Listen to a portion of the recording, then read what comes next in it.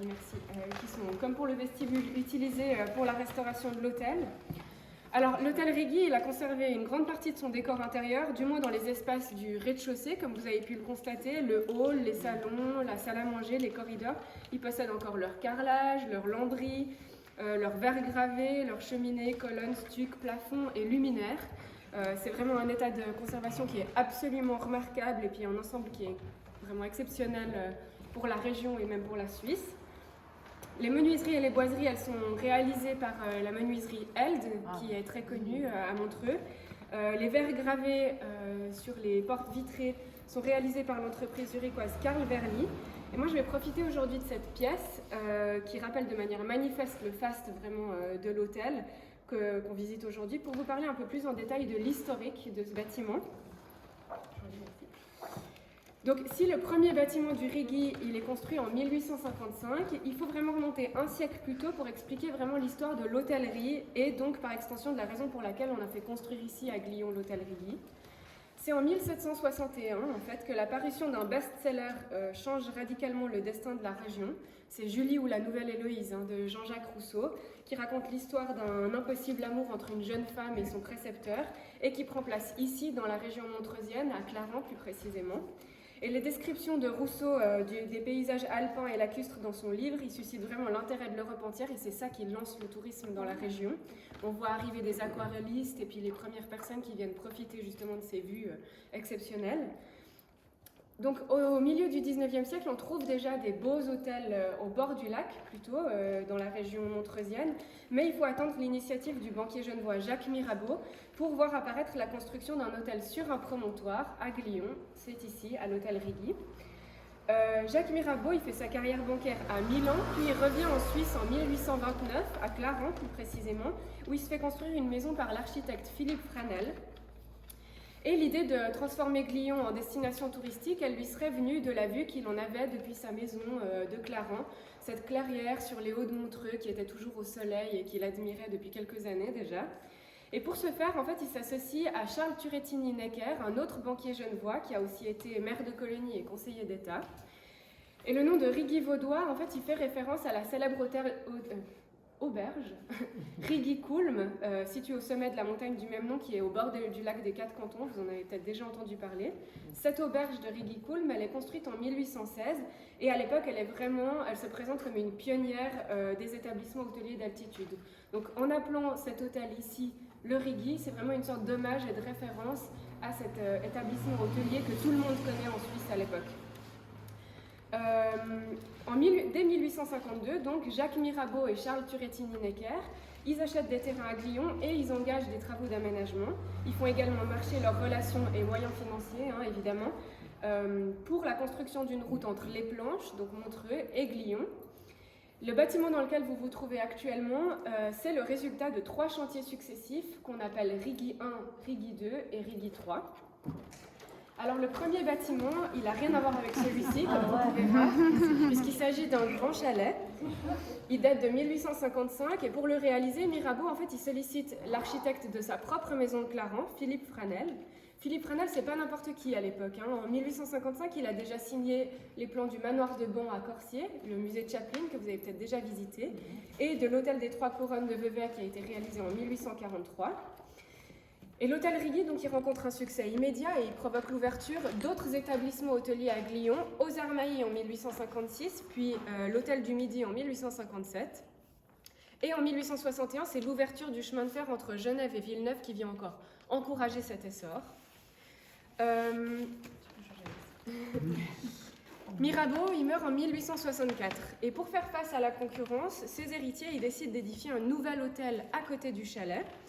On ne connaît pas l'architecte, mais on sait toutefois que les travaux ont eu lieu entre 1865 et 1866.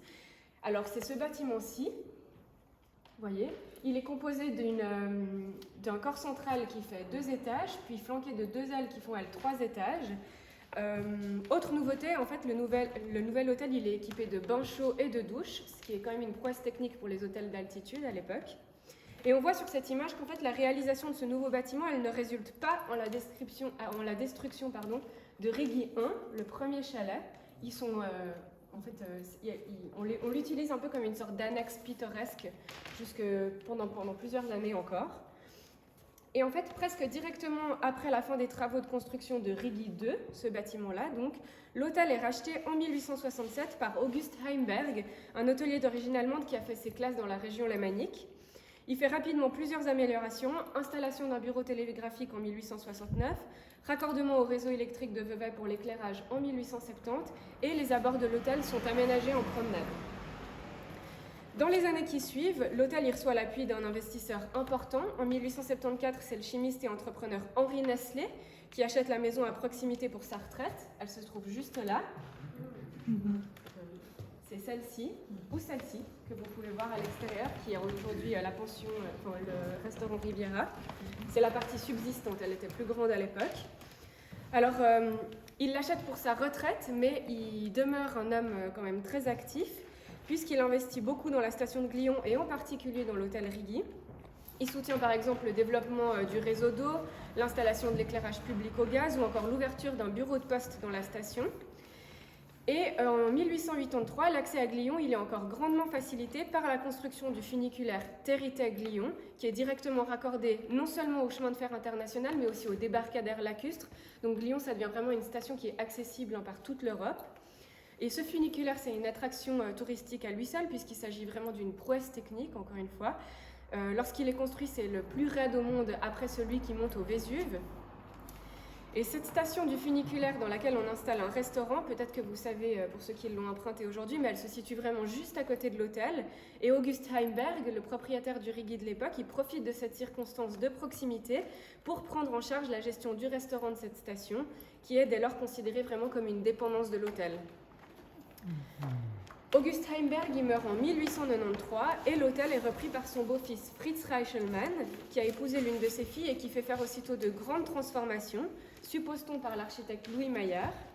Alors le corps central ici est surélevé d'un étage, on crée des vérandas qui viennent prolonger chacune des ailes, on installe des balcons sur toutes les façades et une annexe basse est ajoutée à l'ouest pour recevoir la grande salle à manger dans laquelle on se trouve. L'ensemble est habillé d'un décor Renaissance française propre aux hôtels de la Belle Époque, propre aux hôtels du bord du lac aussi. On délaisse vraiment cette esthétique chalet suisse régionaliste pour arborer en fait une apparence qui est plus citadine, plus métropolitaine, plus aristocrate et qui correspond plutôt aux attentes du tourisme de l'époque. Et le plan du rez-de-chaussée est également réaménagé et on y installe un ascenseur. Alors l'architecte Louis Maillard, qu'on présume être l'auteur de ces modifications, il est formé à Karlsruhe et à l'École des Beaux-Arts de Paris. Il est très actif à Montreux. Il signe l'hôtel Régis en 1874, le Grand Hôtel en 1893. Il réalise également de nombreux immeubles locatifs et villas dans la région. Il est aussi l'auteur de la gare du funiculaire en 1885 et des transformations à l'hôtel Victoria en 1891. Vous êtes actuellement dans ce bâtiment-là qui a assez peu changé d'apparence, mais il subit quand même quelques campagnes de travaux au cours du XXe siècle. La plus importante, elle a lieu en 1925, alors que le bâtiment il vient de passer aux mains de la Banque cantonale vaudoise. À cette époque, on mandate l'architecte Charles Coigny pour la création des salles de bain privées pour chaque chambre. On réaménage les écuries en buanderie et en garage automobile. Et c'est aussi probablement à cette période qu'on démolit Rigi 1, le chalet qui se situait dans le parc en contrebas de l'hôtel. Alors Charles Coigny, comme ses deux prédécesseurs, c'est de nouveau un architecte vraiment de renom. Il a fait des études aux Beaux-Arts de Paris. Il devient un des architectes vraiment majeurs de Vevey au XXe siècle. On lui doit notamment la gare, l'hôtel de la gare, mais aussi la poste de Vevey. Et ici à Glion, vraiment, Coigny il se fait attribuer tous les mandats pour l'amélioration des grands bâtiments hôteliers. En 1954, l'hôtel est vendu par la BCV aux églises évangéliques réformées des cantons de langue allemande et à l'Association suisse d'entraide aux mères.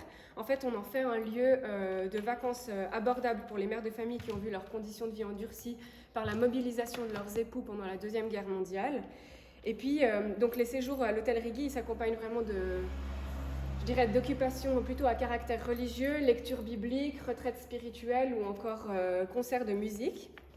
Et en 1991, les organisations chrétiennes qui sont propriétaires, elles se défont du Rigi de Glion, malgré une très forte opposition interne, parce qu'en fait, les coûts de rénovation qui sont jugés nécessaires en fait, sont considérés comme beaucoup trop élevés pour leur situation financière.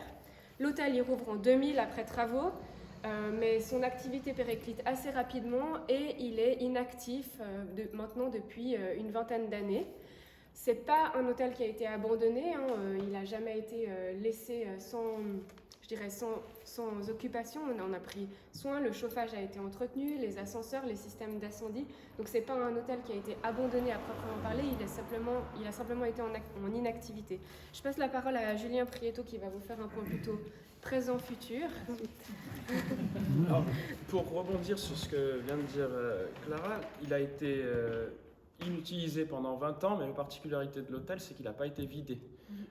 Donc il a encore dans chaque chambre tout le mobilier d'il y a 20 ans, ou même tout le mobilier, c'est dans certaines chambres, il y a plus de 100 ans encore. Donc on a la chance d'avoir ces objets qui sont encore présents, c'est le mobilier historique dans certaines chambres. Et puis on va justement en profiter pour réhabiliter quelques chambres de manière historique et faire en sorte que le bâtiment, l'hôtel plutôt, fasse partie des hôtels historiques de Suisse. En ce qui concerne le projet, on peut considérer la rénovation comme 3 projets différents, mais à l'intérieur d'un même bâtiment. Pourquoi 3 projets différents? Parce que dans l'étage dans lequel on est, on va uniquement rafraîchir et essayer de remettre en valeur les éléments architecturaux notables. On a l'impression de ne pas avoir grand-chose à faire, mais en réalité, il y a quand même du travail pour remettre aux normes d'utilisation actuelles un tel bâtiment. Je vous prends l'exemple de la boîte de sol électrique que vous avez sous les pieds. Il faut en mettre plusieurs aujourd'hui. Donc typiquement dans cette salle, le parquet est en mauvais état, on va le déposer, on va le réparer, rénover, et puis on va le reposer. Et puis entre le moment où on le dépose et on le repose, on va en profiter pour passer les réseaux, refaire tout ce qu'on doit faire pour faire en sorte que l'utilisation corresponde aux normes actuelles. Derrière nous, on a des caissons. Dans les caissons, il y a les radiateurs. On va les démonter, changer les radiateurs, mettre des ventiloconvecteurs. Donc on va faire des interventions ponctuelles de manière architecturale, mais aussi de manière technique, pour faire en sorte que le bâtiment, il ait 150 ans, mais avec des normes, des techniques actuelles. Puis ensuite, on va descendre au sous-sol, là où on va créer un spa de 700 mètres carrés dans un niveau qui était utilisé aux arrières de l'hôtel. La technique, donc je vous exposerai en bas d'une manière beaucoup plus lourde d'approcher la rénovation, parce qu'il y a moins de substance architecturale. Tout ce qui a de l'importance, on va le garder, on va le conserver, le mettre en valeur, mais dans l'ensemble, on va rénover de manière lourde. Et puis ensuite, il y a les étages de chambres. Le 5e étage, c'est des combles, on va créer 9 chambres. Et puis les autres étages de chambres, on va rénover les volumes. Donc on va changer les moquettes, changer les peintures, changer l'appareillage sanitaire par exemple, sans pour autant casser les volumes qui sont de très bonne qualité. On le verra aussi par la suite en montant au 2e étage. J'attire juste votre attention sur une chose. Ici, la salle, 1895, on est dans Révolution industrielle, donc on a la capacité de faire des portées qui sont beaucoup plus importantes que quelques années avant. Donc on a un bâtiment avec un système structurel qui date de 1866, le Régli 2. Et le Régli 3 profite surtout pour cette partie d'un système structurel différent. Puis c'est pour nous une grande chance, parce qu'en fait, dessous, là où on se situe, dessous, on va faire le spa, puis on va faire la piscine.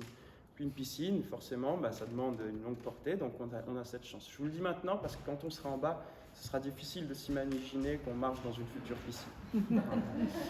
Une autre intervention, c'est on va relocaliser la cuisine à ce niveau-là pour être en liaison directe avec la grande salle et puis les salles de restaurant qui seront côté sud. Ça a été la cuisine, ensuite c'est devenu l'office, la cuisine est descendue en bas, on va aller la voir, donc on va la remettre à ce niveau-ci. On va passer justement par l'office pour descendre.